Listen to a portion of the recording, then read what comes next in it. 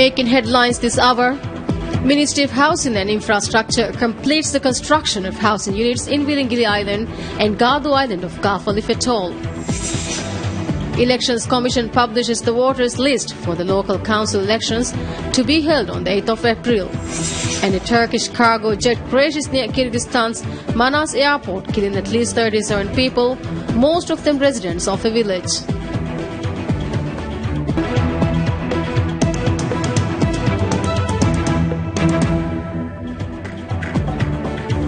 Bismillahirrahmanirrahim. Assalamu alaikum. Welcome to News in English on TVM with me, Hafiz Abdul Sattar. And now the news in detail. Ministry of Housing and Infrastructure completes the construction of housing units in Willingili Island and Gadu Island of Gafalif Atoll. Housing Ministry said that 52 housing units were constructed in Willingili, while 50 housing units were constructed in Gadu. Councils of both Willingili and Gadu say recipients of the housing units will be selected through an evaluation process. Willingili Council receives 80 application forms for the 52 housing units, while 87 people have applied for the 50 housing units in Gadu.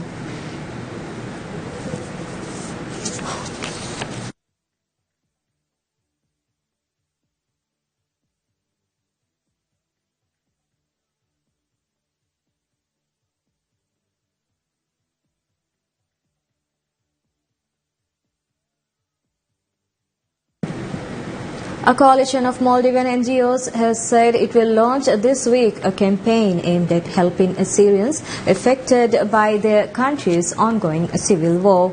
The announcement was made at a press conference held today at the Seneca Hall of PSM Radio building.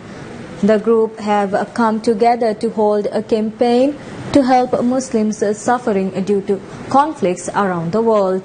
The organizers say that donations from the first round of the campaign will go towards helping those affected by the brutal war in Syria. Adam Naif, a spokesperson for the coalition, said they are hoping to send 3 containers of aid to Syrians through the campaign. He said the aid will include clothes, mattresses, blankets and baby food. He said there are over 500,000 citizens in need of immediate humanitarian aid in the besieged Aleppo. 10 organizations have so far joined the campaign, which the organizers say is open to everyone. The organizers say donations collected through the campaign will be delivered to the Syrians through a Turkish humanitarian NGO, IHH. The organizers are also planning similar campaigns to help Palestinians, Yemenis and Rohingya Muslims.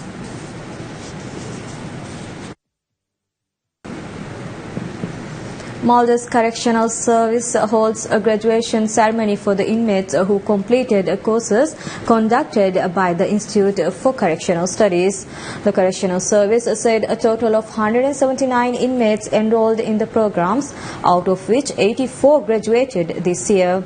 The Institute for Correctional Studies offers courses related to agriculture, sewing and Quran recitation.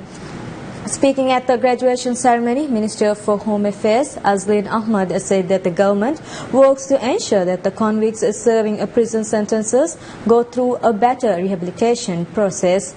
The Prison and Parole Bill passed by Parliament, passed in 2013, facilitates the rehabilitation of convicts and reintegrate them back into society.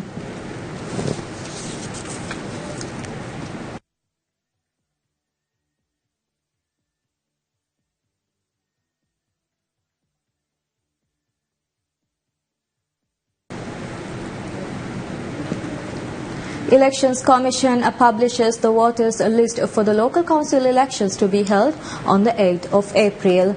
The Commission says the electoral register is now published in the Government Gazette and on the notice boards of council officers in the islands. With the publication of the voters registry, the Commission requests the public to report errors or inaccuracies in it. Complaints regarding the electoral roll should be filled by the 23rd of this month. According to the Commission, such complaints have to be filled by have to be filed using a designated form which can be downloaded from its website and is available from the voter registration centre and council offices in their atolls. Electorates can check their voting details by sending an SMS. Will identify their card number to 1414.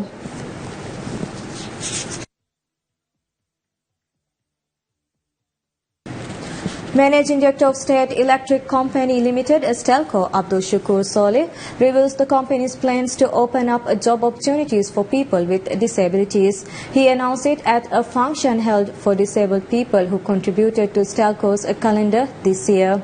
At the function, the Managing Director noted that the company already has 2 persons with disabilities as staff members, adding that both of them are talented and hardworking employees.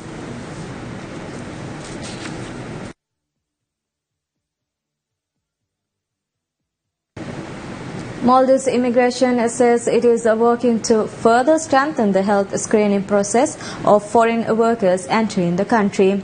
In an interview with PSM Media and Information Office at Maldives Immigration, Hassan Halil said their aim is to minimize the public health risk by ensuring a stringent health screening process for expatriate workers. He said all government-approved healthcare service providers in the country should be able to provide health screenings for expatriates in order to strengthen the process. He further said they are in discussion with authorities of neighboring countries to determine ways to reinforce the migration system of the country. He said a more thorough system needs to be established between neighboring countries to share information on migrants who travel from one country to another. All expatriates who come into the country are tested for specific communicable diseases as part of the work permit medical checkup. These include HIV, hepatitis B, VDRL and tuberculosis test.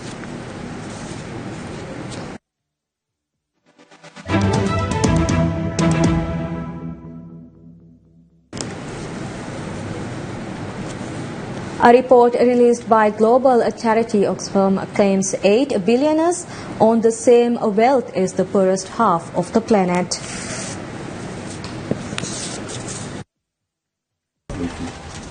The report released just hours before world and business leaders meet at 2017's World Economic Forum in Davos, Switzerland. The gap between rich and poor is far wider than had been previously detailed. According to Oxfam's report, the world's 8 richest people own the same amount of wealth as the poorest half of the globe. The report, titled An Economy for the 99%, details how the world's poorest people lose out in the global economy. Oxfam said that economic inequality and a feeling of exclusion from the benefits of globalization contributed to the political upheaval of 2016, including Britain's decision to leave the European Union and Donald Trump's presidential victory in the US. The charity are calling on leaders at Davos to tackle tax avoidance and to increase levels of taxation to create a more human economy. Maldives Airports Company Limited (MACL) invites proposals to operate food outlets of international fruit franchises at Velana International Airport. MACL said that the outlets will be located in front of the domestic terminal of Velana International Airport. The airport's company also announced 6 concepts for the outlets. Donut and pastry concept is open for Dunkin's Donuts and Krispy Kreme, and a casual dining concept is open for Nando's and Hard Rock Cafe, while KFC and McDonald's are invited for the fast food concept. Furthermore, pizza concept is open for Pizza Hut and Domino's, and the ice cream concept is open for Haagen-Dazs and Baskin-Robbins. MSCL said the invitation for proposals is open only to the specified franchises, and the deadline for proposals is the 31st of this month.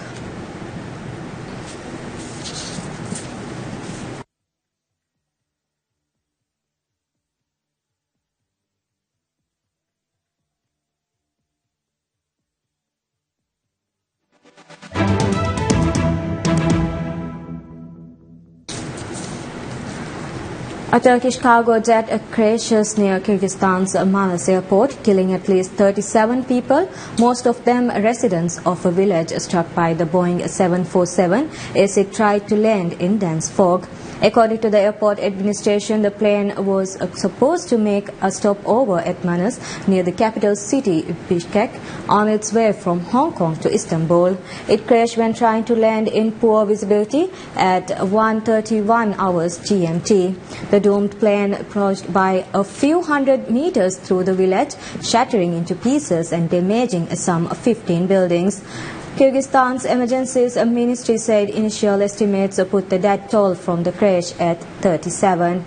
Kyrgyz officials initially identified the Boeing 747-400 as belonging to Turkish Airlines, but Turkish cargo operator ACT Airlines said the jet was theirs.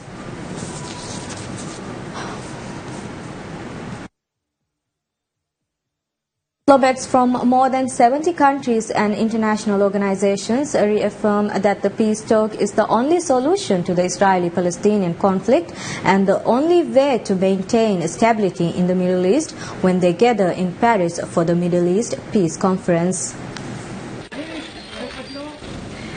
Participants of the Middle East Peace Conference also stressed that the peace talk between Israel and Palestine should be based on security, stability and prosperity. Several joint communiques were passed at the conference. The conference was chaired by French Foreign Minister Jean-Marc Ayrault and French President François Hollande addressed the conference, but neither Israel nor Palestine has sent representatives to the conference. Chinese Vice Foreign Minister Zhang Ming attended the conference on behalf of the Chinese government. According to French Foreign Minister, another meeting on Middle East peace is planned by year-end to reveal initial progress of diplomatic efforts to end the Israel-Palestinian conflict. After the conference, French Foreign Minister urged the international communities to bring Israeli and Palestinians back to the negotiation table. Analyst says the instability in the Middle East has led to massive influx of refugees into Europe and a surge in terrorist activities that are troubling many European countries. By mediating between Israel and Palestine, France was to play a bigger role in international affairs and to relieve burdens the European countries are facing, according to analysts. However, both Israel and Palestine refused to attend the conference. Israel Prime Minister Benjamin Netanyahu said earlier that he would like to meet Palestinian leader Mahmoud Abbas and have a face-to-face discussion, while Palestine appreciated France's effort and said that the Paris conference is a good chance for realized peace in the Middle East. Iraqi special forces swept through the recaptured district of Yarimja in southern Mosul, one of the last areas that had been controlled by IS militants in the south of the city. The advance brings them to the southeastern banks of the Tigris River, which the forces reached last week for the first time in the almost 3-month campaign. However, the areas of the city to the west of the river remain under IS control and still pose a danger to Iraqi forces. Soldiers seized dozens of weapons and mortar shells left behind by IS militants. The forces also uncovered a cemetery which has been desecrated by the militants who have destroyed all the headstones. Assaults on the western half of Mosul are expected to begin once Iraqi forces have secured the east bank.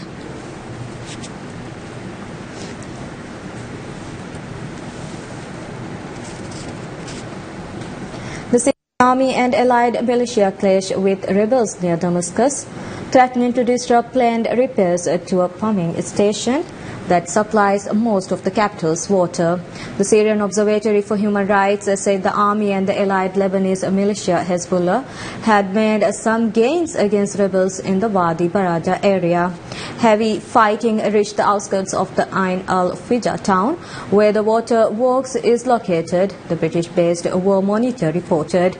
It said artillery shelling by government forces killed 9 people and wounded at least 20 others in the nearby Deir Gunmun district. A local media office opposition activities said the shelling hit a center for displaced people. In a graphic video purporting to show the aftermath of the attack, released by the Step News Agency, several bodies could be seen lying on the ground in a heavily blood-stained room and an adjacent room filled with badly damaged property. An identified man filmed the incident, described the attack as a massacre. Wadi Barada, a mountainous valley northeast of Damascus, has become a major battlefront in the Syrian war, and the damage to the facility has caused severe water shortages in the capital since the beginning of the year.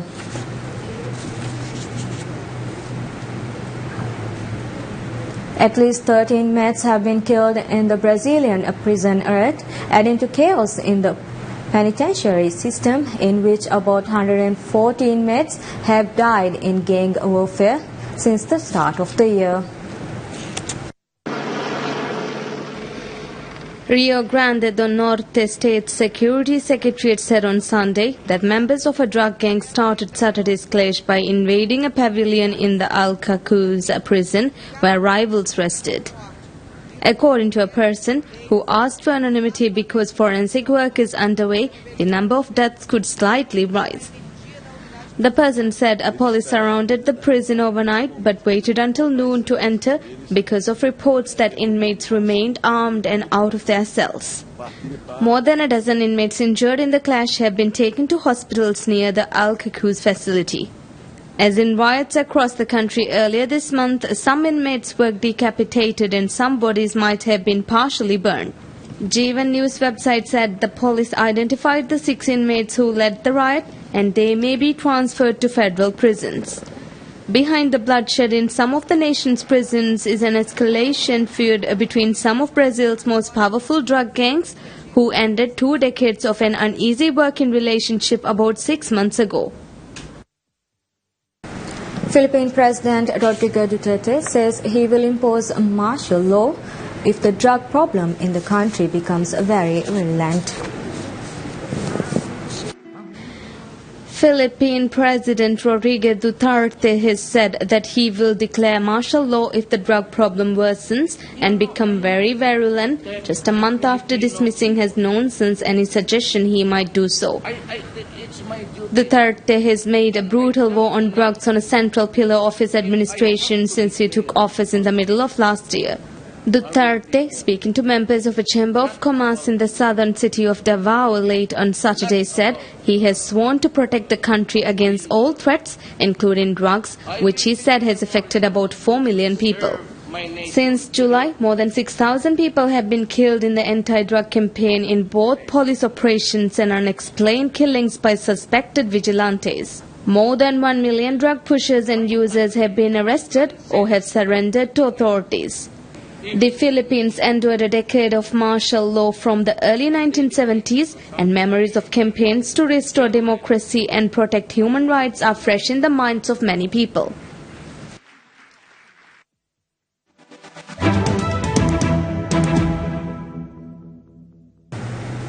In sports, we have Zlatan Ibrahimovic delivered his most important goal yet for Manchester United as he sent Old Trafford wild with his 19th of the season in all competitions to salvage a 1-1 draw with their fiercest rivals, Liverpool, on Sunday.